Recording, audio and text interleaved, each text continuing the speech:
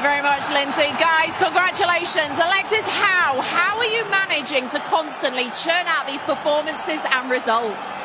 Well, thank you very much. I think it's the desire to win trophies. We know that this season we have maybe the opportunity to win some, so we are really happy, working really hard, and hopefully we can keep on going. Dominic, that's the first time you've scored back-to-back Premier League goals this season. Do you feel like you're playing some of your best football of your career? Come in, I said, do you feel like you're playing some of the best football of your career? It's the first time you scored back-to-back Premier League goals this season. Yeah, well, it's my second season, so it was not a long time that I had any chance to score twice in a different game. So, no, I'm really happy to have the team. But yeah, as I say, the most important is the team. If I can score even more goals back-to-back, I would be happy. But until we are in the first position of the league, I'm more happy. Was the timing of your goal crucial? Because Newcastle were just starting to get a little bit of joy going forward, but you whipped it in and stopped it out. Yeah, maybe we didn't start the second half as we wanted, but yeah, as you said, it was nice because I like to get to this position. Sometimes I don't get the ball, but this time more played it, so really happy for that. I don't know if you know the Arsenal result, but you're now 13 points clear at the top of the Premier League. At what point do you start to see the light here and think, hang on, this might happen? Well, after mathematically they have no chance to get us. So, yeah, we are really happy that we are 13 points clear, but we will focus on ourselves. Now we have a Champions League coming up, so we will have to focus on this as well. And then, yeah, game by game, we are looking forward to stay in the top. Does it feel like a luxury to have 7 days off before your next Champions League game? Yeah, definitely. We need it. We were talking and we were a little bit tired, but this week will be nice to get some rest, some days off, and yeah, thanks to Arne as well. Are you targeting 3 trophies then this year? You've got Newcastle again in the League Cup final coming up. When I came to Liverpool, I wanted to win everything in my first season.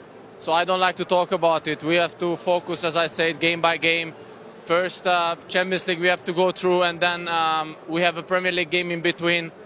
And then we have a cup final. So against them, really tough team, really good team, really good playing style what they do. So we have to be ready and yeah, focus first in the Champions League, and then yeah, the cup final is coming up as well.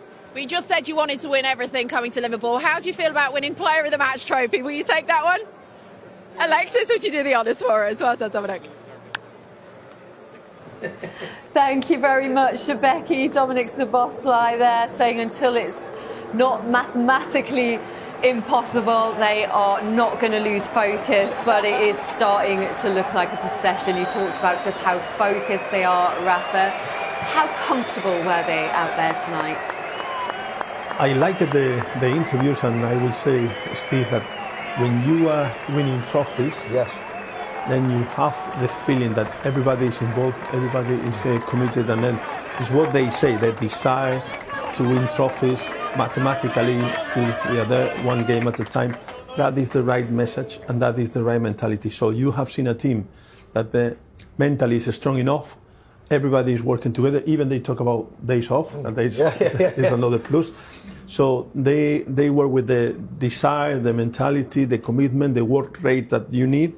But also I will say something in favor of the manager. That is that they know what they have to do. When they have to drop off and defend, they defend. When they have to attack, they attack with numbers. When they have to keep the ball or game management at the end, they were keeping and passing the ball. So you can see a team that has belief that they can win and that they want to win trophies, and at the same time they know what they have to do because the manager is doing a good job.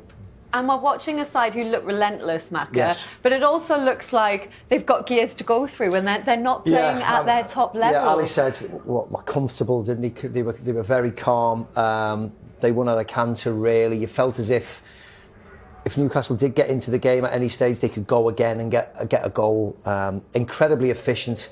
You see the last minute, the work ethic closing down, even in Fulham, even in Newcastle's penalty area. You know, Salah in the last kick of the game, trying to win something. Trying to nick something back. So their commitment to get the job done, their professionalism, their game management again was excellent. They didn't look in any discomfort today, a bit like the Manchester City game.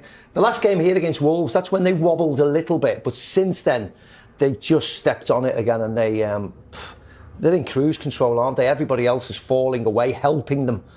But what they need to do is get the right results themselves, and at this moment in time, they're unstoppable, they really are. And they're still on for a treble. How sustainable is it, Rafa, the way that they're playing, that style? No, I think it's fine because of what they said before. They are changing players when the game was nearly there. 75, 77 minutes, the manager is changing players. So giving a rest, giving a chance to the others to be part of the group.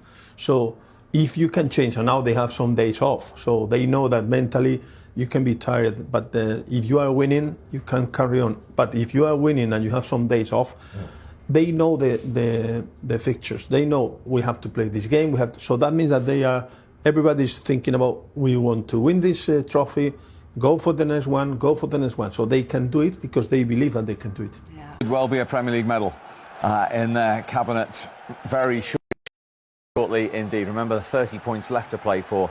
They only need 21 of those 30 to guarantee being Premier League champions. They're 13 points clear of Arsenal, who only have one game in hand, and Arsenal are the only team to have got a 13-point deficit clawed back in 97-98. The big difference, though, that season they had 19 games left to play, and here they only have 11. This would take the most extraordinary of stories to turn around. Yeah, it would. It's, you know, lots of people a week or so thought it was all over. I thought it was probably, but after tonight, it's, you know, it's another nail in Arsenal's coffin, really. Liverpool just look unbeatable, especially at home, and they've got the majority of their games at home. 6 out of the 10 at home. Their run-in isn't the hardest. They've obviously got to play Arsenal, but apart from that, I think their run-in is doable. So I think it is. I think it's pretty much over now. You look at Liverpool's run-in there. Southampton at home, they could possibly beat them with their eyes closed at the moment, the way they're playing and the way Southampton are playing as well. You know, Everton, the derby, that might be a toughie. Obviously, the way Everton are playing, but on the other side of the screen, Arsenal have to win every single one of those games as well, and you're looking for drop points for Liverpool when they've only lost one game all season. Yeah, I think they're going to struggle. As you say, the fixtures that Arsenal have are much more difficult as well.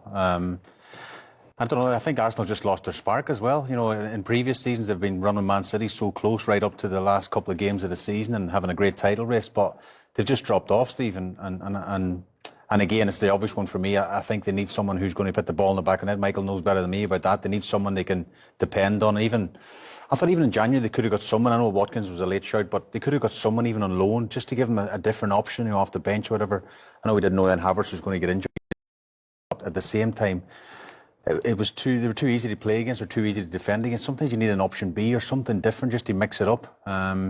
And as you say, that points deficit, the gap's way too big now. I think it's a done deal. I mean, Arne Slot won't be saying that to his players. The next game's important, it's huge, and what have you. But for us, I think it's their title, isn't it? Yeah, and the real momentum, you could hear it as well as see it tonight. Like I say, I use the word machine. They are, aren't they? Particularly at home. Yeah, everything's gone right, hasn't it? This season. You look at the questions that we had at the start of the season. Obviously, Klopp leaving. And Arne Slot coming in. We didn't know much about Arne Slot. But the one constant they had was the players. There was hardly any, you know, movement. Chiesa came in. He's hardly kicked a ball. But there was no incomings, no outgoings. The only real change was Gravenberch came in and played in that number 6 role.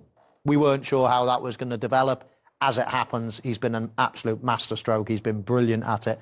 Apart from that, this team has been there, seen it, done it, won every trophy there is to win, the majority of them anyway.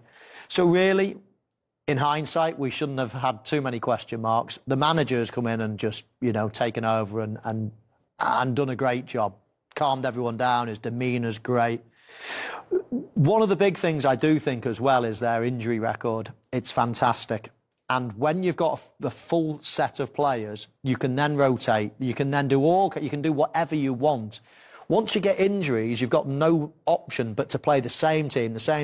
Then They obviously overplay. Then they get injured, and then the whole thing just snowballs. I know what you're saying. I think you should clarify that with major injuries, because they have missed players for large, but they have missed Alisson, they've missed Trent, they've missed Konate, they've missed Jota.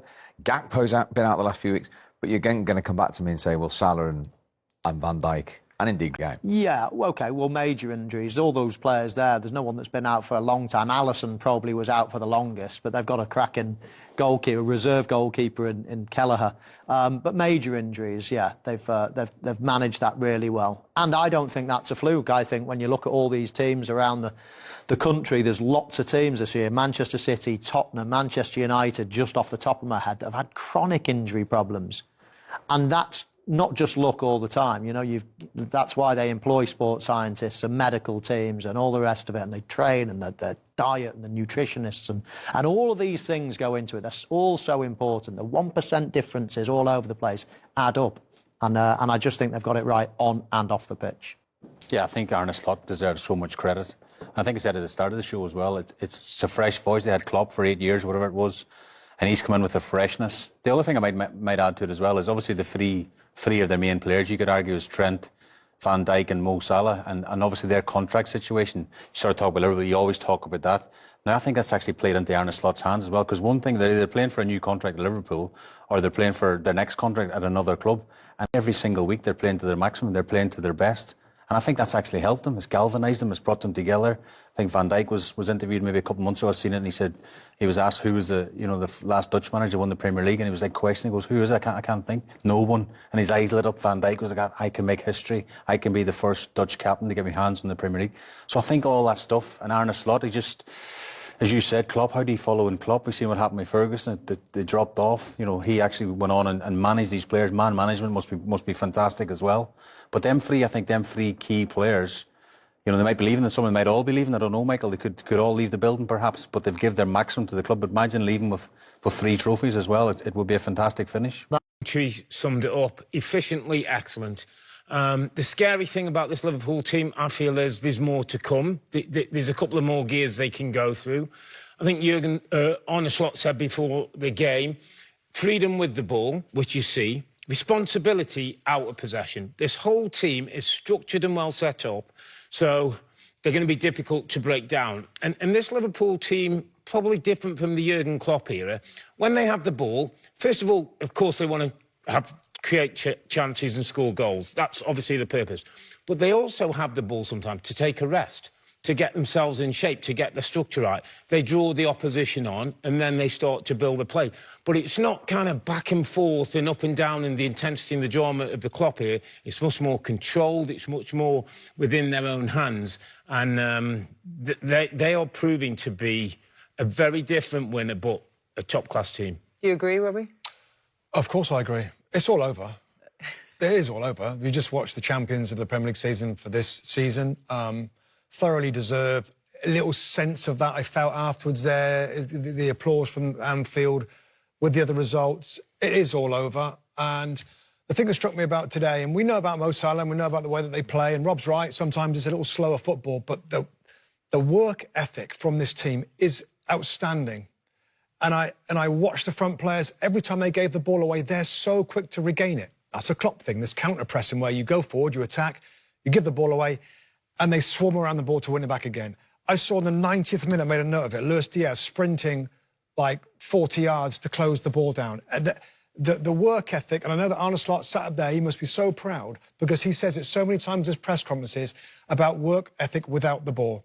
We've got to work hard, we've got to be strong, we can do our thing on the ball, but what's going to make us different is our work ethic. And I just thought that today was outstanding, apart from some of the football, some of the attacking, some of the front player movements and the attacking they've got. You know, also, just finally on this, like, I looked at Van Dijk and Konate in the last sort of 10 minutes of the game. They do nothing. They don't have to do anything. It's all happening in front of them. They're so hard to get through from the front line, to get through the midfield, that they actually might do something. And Newcastle are a good side. Newcastle United are a good team, and they gave plenty in that game today.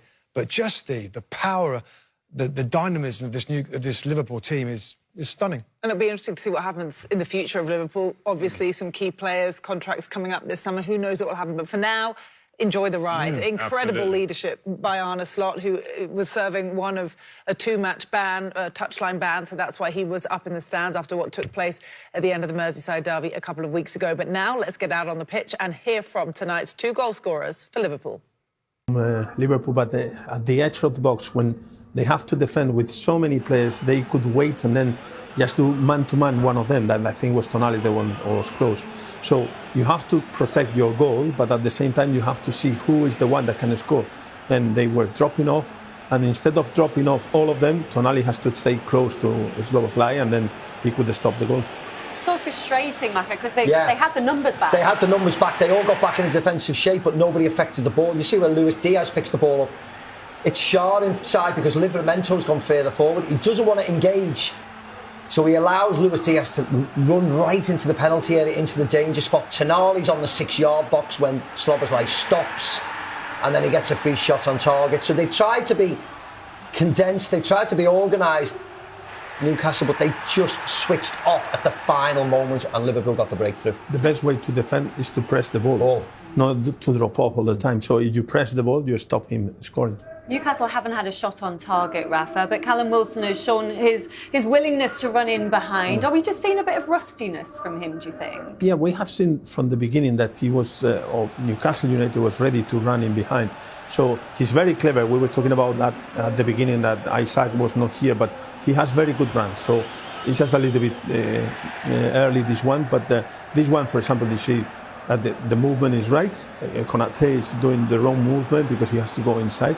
And then, okay, he has to have to finish and then more clinical, but still is a threat. And we were talking about, Steve, about that, no? The possible game plan that they have is to stay there, see what happens, and 75 minutes more or less, then try to... They've been very organised, Newcastle, haven't they? They've been nice and tight, and they'll keep it like that. And if they stay 1-0 for 75 minutes, that's when Eddie will take a bit of a gamble. It's whether Liverpool can score in front of the Kop.